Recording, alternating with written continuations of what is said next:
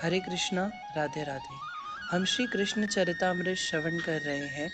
आज का प्रसंग है नील कमल के पुष्प और ब्रजराज की चिंता। ए बालको, बताओ ये ब्रजपति नंद जी का महल कहाँ पर है। दो दूत मथुरा के थे। वो गोचारण करके लौट रहे हैं।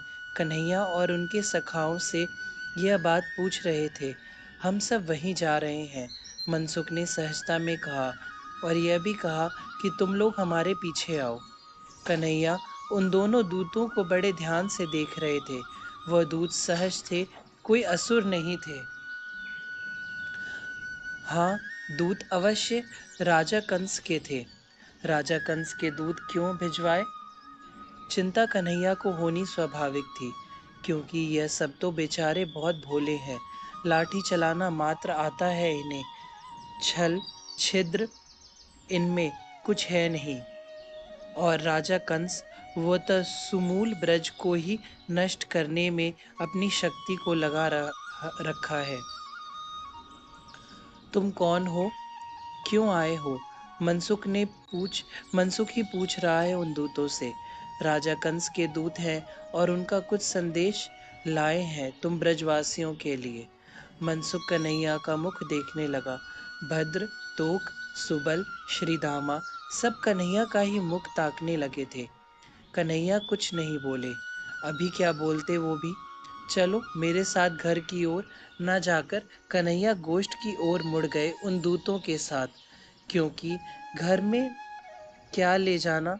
ब्रजराज बाबा तो अभी गोष्ठ में ही होंगे और उनके साथ ब्रज के वरिष्ठ जन भी मिलेंगे ही। बाबा, ये दूत है, मथुरा से आए हैं। गोष्ठ में पहुंचकर अपने नंद बाबा से कन्हैया ने कंस के दूतों को मिलवाया और स्वयं अपने बाबा के पीछे खड़े हो गए। मथुरा से आए हो? ब्रजराज कुछ और पूछते ही उन दूतों ने स्वयं ही सब कुछ बता दिया। हम राजा कंस के दूत हैं। उन्होंने आप लोगों के लिए कुछ संदेश भिजवाया है। आप अगर कहें तो हम उस संदेश को पढ़कर सुनाएं।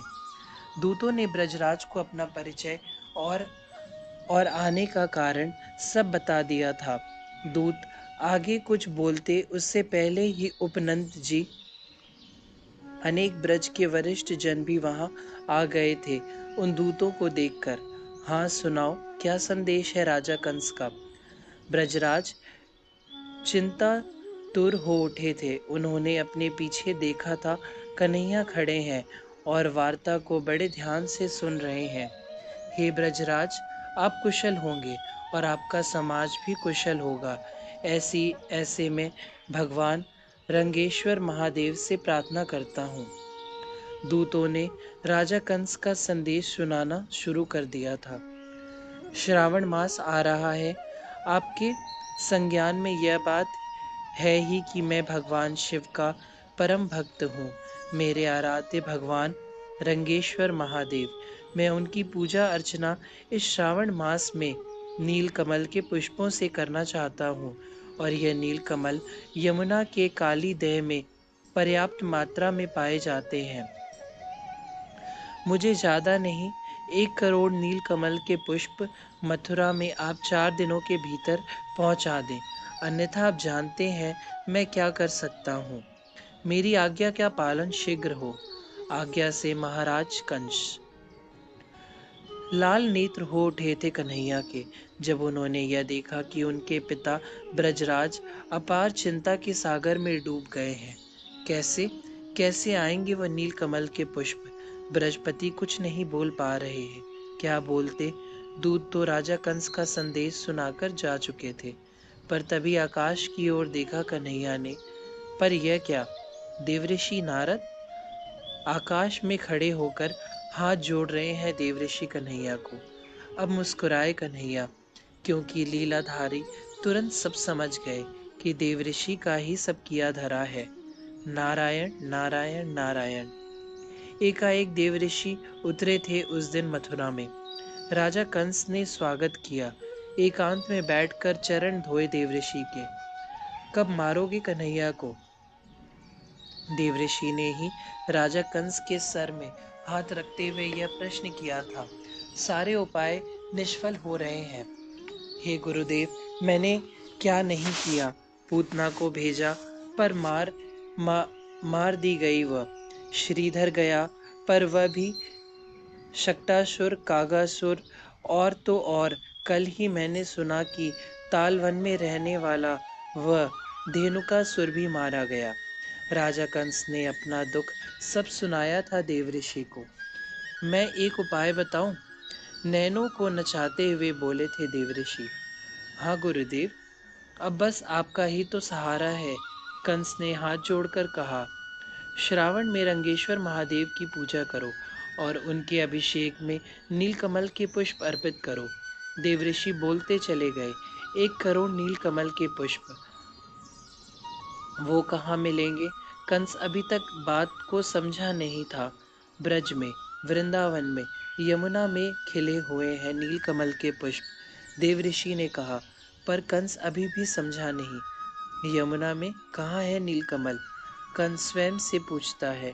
नहीं है, पर वृंदावन में यमुना का एक हद है, वहाँ कालिय नामक महाविषधर नाग रहता है। देवऋषि शांत भाव से अब बोल रहे थे। उसके विष का इतना प्रभाव है कि उस हद के ऊपर से भी कोई पक्षी गुजर जाए तो विष उसे मार गिराता है। कोई उस हद का जल पी ही नहीं सकता, क्योंकि विषैला है। पीने की बात छोड़ो, उस हद के जल को कोई छू नहीं सकता। मर जाएगा वह छुएगा भी तो उसमें नीलकमल के पुष्प हैं? कंस ने देवऋषि से पूछा। हाँ है, क्योंकि नीलकमल में विष का प्रभाव नहीं पड़ता, देवऋषि ने बताया। तो तुम मंगवाओ वृंदावन से नीलकमल के पुष्प और 1 करोड़। ब्रजराज वहाँ के राजा हैं, उनको पत्र लिखो और कहो कि तुम्हें 1 करोड़ नीलकमल चाहिए। कंस अब जाकर समझा था तो खूब ठहाका लगाकर हंसा। और वो ला नहीं पाएंगे, क्योंकि वहाँ विष है, और नहीं ला पाएंगे नीलकमल तो मैं ब्रज में हिंसा का तांडव मचा दूंगा। कंस अपने राक्षसी स्वभाव में आ गया था।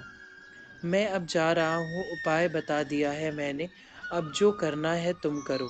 इतना कहकर देवऋषि चले गए। तुरंत कंस ने अपने दूत बुलाए और पत्र देकर वृंदावन में उन्हें भेज दिया था।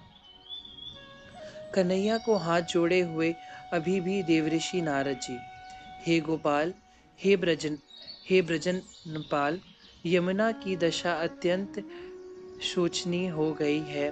कालिया नाग जब से आया है इस हद में, तब से पशु पक्षी वृक्ष सबके लिए यह जल घातक बना हुआ है। हे ब्रज के राज दुलारे, आप यमुना जल को शुद्ध करें, कालिया को हटाए वहां से। मैंने इसलिए यह सब किया है नाथ। यह कहते हुए देवऋषि नतमस्तक हो रहे थे नभ से ही। कन्हैया चल पड़े थे अब अपने महल की ओर। कन्हैया को अपने बाबा का वह संचित मुखमंडल ही स्मरण हो आ रहा था। पर यह कालिया नाग है कौन? कन्हैया एकाएक फिर गंभीर हो उठे। हरे कृष्णा, राधे राधे।